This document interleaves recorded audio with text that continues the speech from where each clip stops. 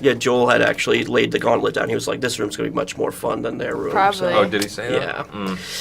So there's still tension between you guys on screen, off There screen. is. Yeah, I don't like him.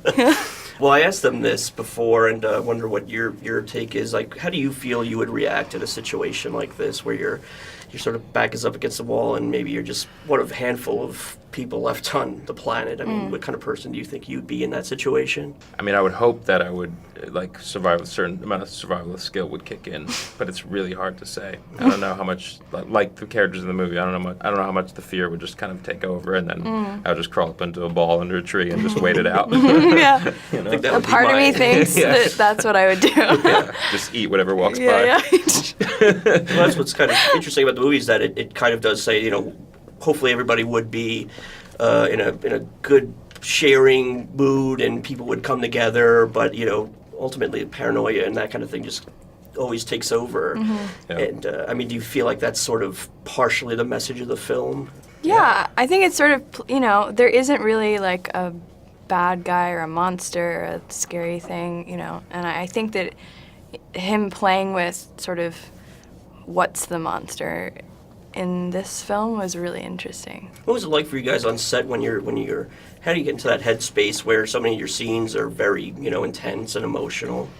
I mean, we would all kind of take care of each other in a nice way, and it wasn't that dark while filming it, actually. I mean, obviously the scenes are in doing them, but Riley was saying before, like we were in a really beautiful location and up in the woods, and it was like summer and it was lush, so we just kind of hop outside and take a breather and shake it off. Yeah. What about the little guy who plays your son in the movie? I got to imagine for him too, it's got to be, he's not so used to acting, I assume. So Yeah. What was it like working with him? Well, in these he actually circumstances? is an actor, He auditions all the time, and so the concept of filming and acting and all that, he totally was with it, and he was very good and professional, and there were moments where I think it was a bit intense for him that he didn't really like, which was horrible, but he also was down to get through it. Yeah. Were you guys kind of form your own little family unit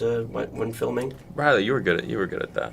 Yeah, he really liked me, so we kind of hung out. Yeah. I stayed away. He hates kids. Kidding. I don't. Griffin.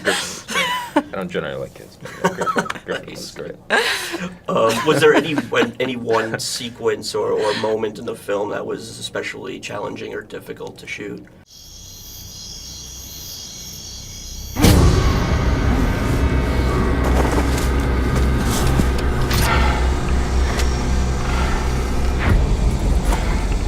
I just want to talk. And I want honest answers. Do you have any idea what's going on out there?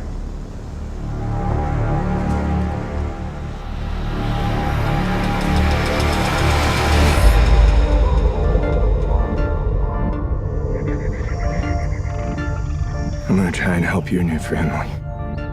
I want to thank you again for letting us stay here. Just gonna run through a few things. When we go out during the day, we like to stick to groups just for safety. The red door, it's the only way in and out of the house. It stays closed and locked all the time. I have the keys. It's the only set. Most important thing, What's he see? It's okay. Just go inside. we never go out at night.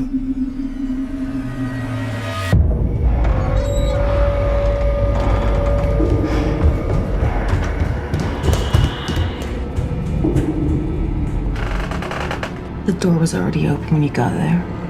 Yeah. Then who opened it?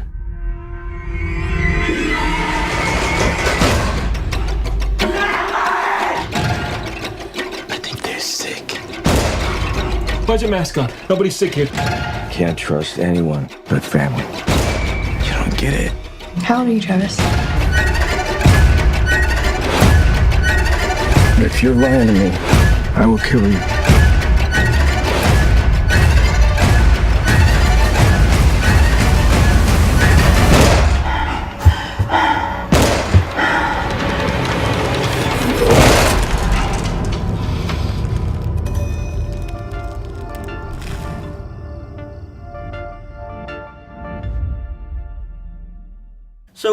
me a little bit about the atmosphere on this set, because obviously it's mostly just you guys up there in the woods, day in, day out, with these really tense and emotional scenes. I mean, how do you kind of live that reality for, I guess, an extended period of time? I guess for me, it was just such an exciting experimental project that I was just giddy all the time when the cameras weren't rolling, and then giddy in a different kind of way when the cameras were. So it wasn't that I was sort of walking around feeling sort of scared constantly. I think that's what people wonder, if we're always in a heightened state of fear. But, you know, I think we know as actors when to turn it on and off. Well, it's got to be kind of exhausting, though, to be at that level so often, right? Yeah, sometimes you surprise yourself. I think, you know, because we're all having such a great time up there in the woods and going to the same place every day in a small town, a great town too, Woodstock. And then, you know, they drag you out to do a scene and you're like, oh, that's right, this is a scene where some really, really heavy stuff is happening. So I probably should put my head in the right place. And particularly for Calvin, you know, going through the full spectrum of things that he has to go through in the movie. But, you know, you do know when to sort of switch it on and switch it off.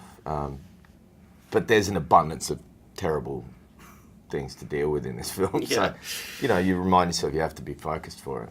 Do you guys kind of put yourselves in these characters' shoes and go, you know, this is maybe a decision I would make, or I can't agree with this character's decision? I mean, is it hard to see yourself in this predicament? For me, I always think about my experience in Hurricane Katrina. It felt kind of similar. It was like being in this house and everything's boarded up, and like it seems like an apocalypse to like a 12-year-old, which Travis is 17, but in my mind he's 12.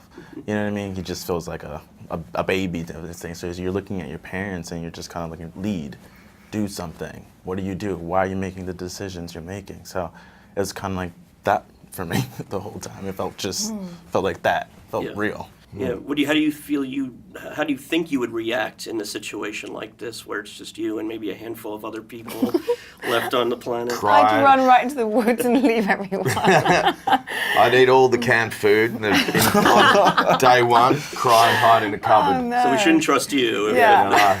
No, I'm no leader. Look, one of the great things about the script, I remember reading it for the first time and thinking how even though it was a world I would never hopefully know, you know, that it felt so, he'd set up a bunch of characters and it felt so true to the characters he'd established that it felt like a real situation, and it felt like the script was a perfect guide, that we didn't really have to make anything else up, which is always good because I'm lazy. Well, it's funny because I was just going to ask, did you and Trey kind of talk about what this family was like before where we meet them, or is it like you say, all you have to focus on is really where we meet them? And he was cool. He had a story and ideas for all of us and collectively and as individuals in terms of career and where we've been and maybe what had happened, but was determined not to express them too much in the movie so that the audience could, you know, fill in that part of the canvas, I guess. But yeah, he's also really fluid and open to hearing what we thought. You know, so like I think some of our backstory went through multiple. Look, I think I was Miss World before this all happened. You missed what? Miss World. Before the makeup ran out. No. I think I was. No. prequel, maybe you said in a prequel. Like, yeah, no, I believe that. But that's the cool thing about Trey is even though he's so, as young as he is, he's so confident about what he's doing, yet he's still so open to ideas constantly, including completely new backstories, if that's what makes most sense for you to make, you know, what happens on screen work. So, yeah, he's pretty